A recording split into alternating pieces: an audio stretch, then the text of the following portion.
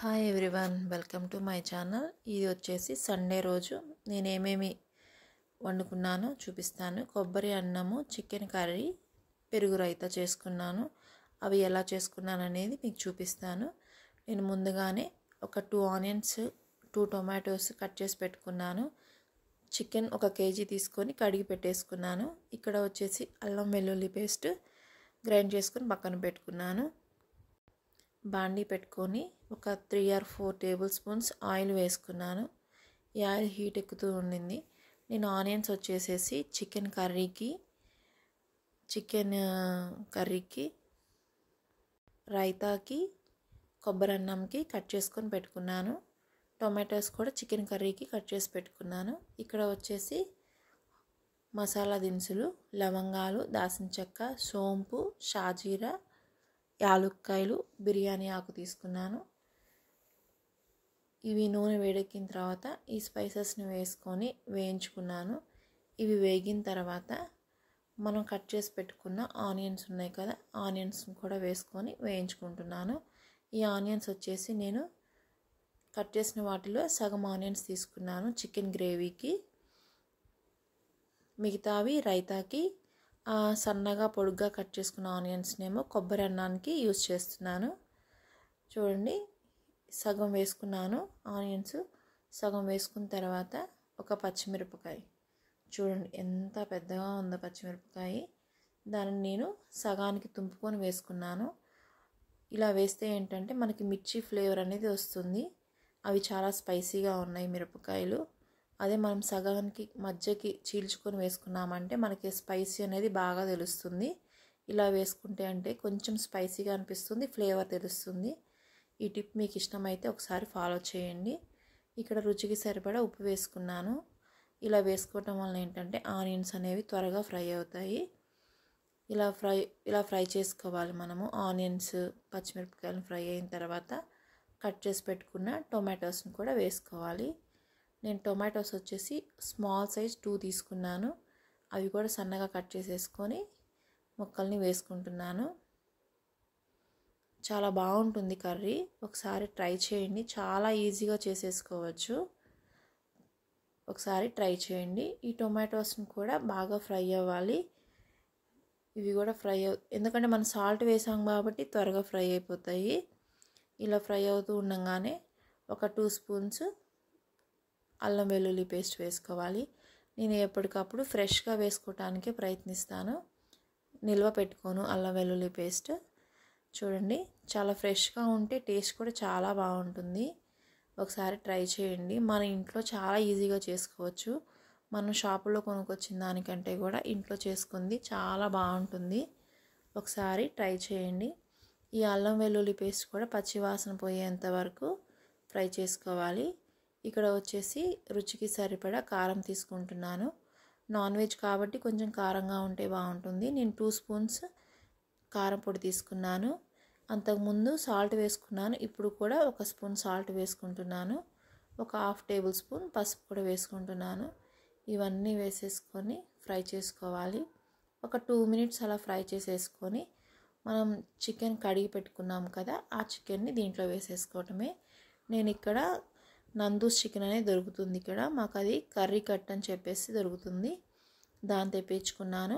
1 KG చికెన్ని బాగా కడిగేసుకొని పక్కన పెట్టుకున్న చికెన్ని దీంట్లో వేసేసుకున్నాను. ఇది వేసుకొని మనం చిన్నగా తిప్పుకోవాలి, ముక్కలన్నిటికీ కలిసేలాగా ఆ గ్రేవీని తిప్పుకొని ఒక 20 మినిట్స్ అలాగా బాయిల్ చేసుకోవాలి. చాలా సాఫ్ట్గా ఉడుకుతుంది చికెను, చాలా బాగుంటుంది. ఉప్పు కారం అనేది చక్కగా పడుతుంది. ఒకసారి ట్రై చేయండి, చాలా టేస్టీగా ఉంటుంది. చాలా ఈజీగా కూడా చేసుకోవచ్చు. చాలా నెమ్మదిగా తిప్పండి. బాండీ చిన్నగా అయిపోయింది, కేజీ చికెన్ కదా, కొంచెం పెద్దదైతే బాగుండేదేమో అనిపించింది, కానీ పర్వాలేదు, చిన్నగా తిప్పుకున్నాను. ఉడికిన తర్వాత కొంచెమే అయిపోయింది. చిన్నగా తిప్పుకొని ఒక మూత పెట్టేసేసుకొని ఒక 10 మినిట్స్ ఉడికిన తర్వాత మరలా మనం ఒకసారి చెక్ చేసుకున్నామంటే చూడండి, ఇలా వాటర్ అంతా బయటకు వచ్చేస్తుంది. చాలా సాఫ్ట్గా ఉడికిపోయింది. ఇలా వాటర్ బయటకు వచ్చినప్పుడు ఒక 2 మినిట్స్ అలా ఉంచేసేసి మనము ఇప్పుడు నేను ఇక్కడ వచ్చేసేసి ఒక 2 స్పూన్స్ ధనియాల పొడి వేసుకుంటున్నాను. ఒకసారి కలయి తిప్పుకొని ఒక 2 స్పూన్స్ ధనియాల పొడి, 1 స్పూను జీలకర్ర పొడి వేసుకుంటున్నాను. ఇక్కడ నేను చికెన్ మసాలా పొడి అనేది నేను ఇంట్లోనే ప్రిపేర్ చేసుకున్నాను. ఆ పౌడర్నే యూస్ చేసుకుంటున్నాను. బయట ఏమి కొనుక్కొచ్చుకోలేదు. ధనియాల పొడి కూడా నేనే చేసుకుంటాను, జీలకర్ర పొడి కూడా నేనే చేసుకుంటాను. బయట నుంచి ఏమి కొనుక్కురాను. నేను ఇంట్లోనే వీలైనంత వరకు ఇంట్లోనే ప్రిపేర్ చేసుకుంటాను. ఇక్కడ చికెన్ మసాలా పొడి కూడా నేనే ప్రిపేర్ చేసుకున్నాను. ఇవన్నీ వేసుకొని ఒకసారి కలయి తిప్పుకోవాలి. వాటర్ అంతా ఎగిరిపోయాయి. మీకు చికెన్ గ్రేవీ ఇంకా కావాలి అనుకుంటే కొంచెం వాటర్ యాడ్ చేసుకోవచ్చు. నేనైతే కొంచెం వాటర్ యాడ్ చేసుకొని ఒక 10 మినిట్స్ అలా కుక్ చేసేసుకున్నాను. చికెన్ కర్రీ అనేది రెడీ అయిపోయింది. చాలా ఈజీగా చేసుకోవచ్చు, చాలా టేస్టీగా కూడా ఉంటుంది. ఇలా ఒకసారి ట్రై చేయండి. ఎవరైనా ట్రై చేయనట్లయితే చాలా బాగుంటుంది, చాలా టేస్టీగా కూడా ఉంటుంది. నేను కొబ్బరి అన్నం చేశాను కదా, దానిలోకి కొంచెం గ్రేవీ కావాలని చెప్పేసి కొంచెం వాటర్ యాడ్ చేశాను. ఒక 10 మినిట్స్ తర్వాత ఆయిల్ అంతా పైకి వచ్చేసేసింది. చికెన్ కర్రీ రెడీ అయిపోయింది. నేను కొత్తిమీర పుదీనాని కట్ చేసుకొని కడిగి పక్కన పెట్టేసుకున్నాను.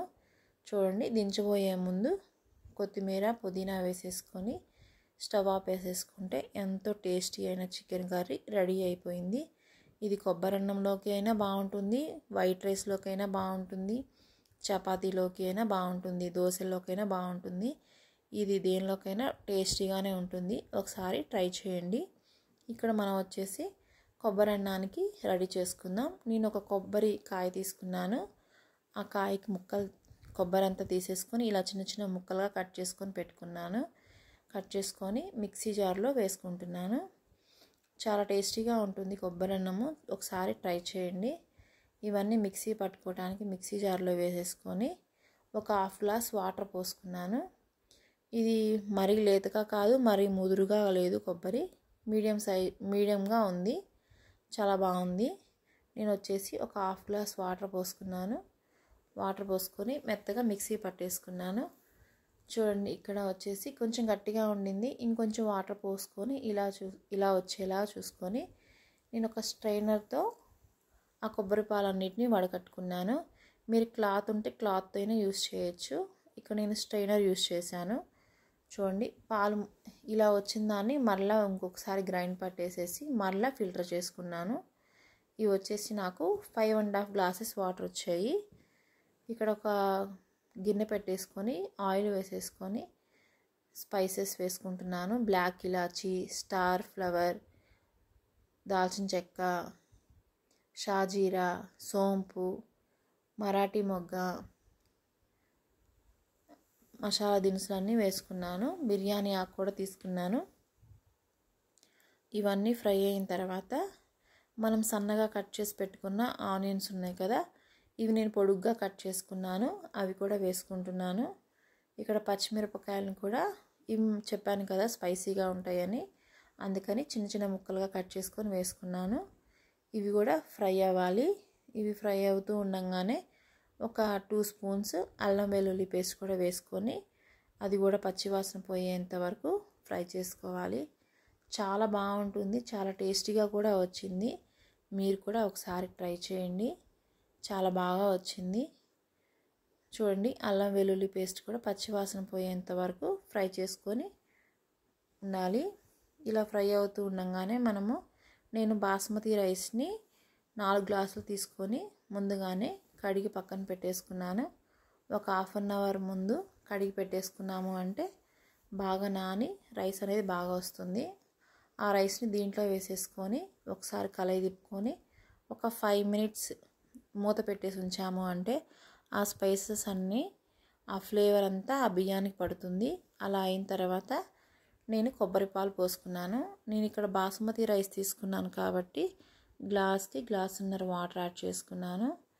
ఇక్కడ వచ్చేసి నేను 4 గ్లాసులు తీసుకున్నానని చెప్పాను కదా, 4 గ్లాసులకి మొత్తము 6 గ్లాసులు వాటర్ తీసుకున్నాను.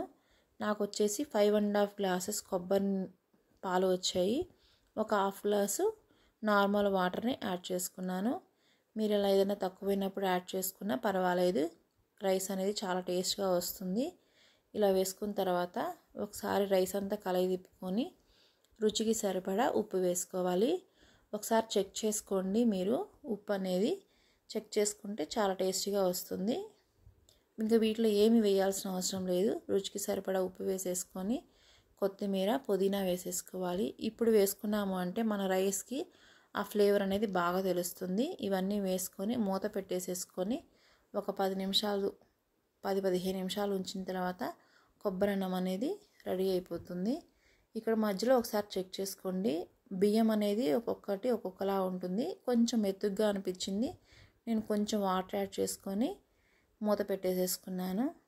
కొబ్బరి అన్నం రెడీ అయిపోయింది. ఇక్కడ కొబ్బరి అన్నము, చికెను, రైతా రెడీ అయిపోయింది. చాలా టేస్టీగా వచ్చాయి. నచ్చితే లైక్ చేయండి, నా ఛానల్ని సబ్స్క్రైబ్ చేసుకోండి. Thank you.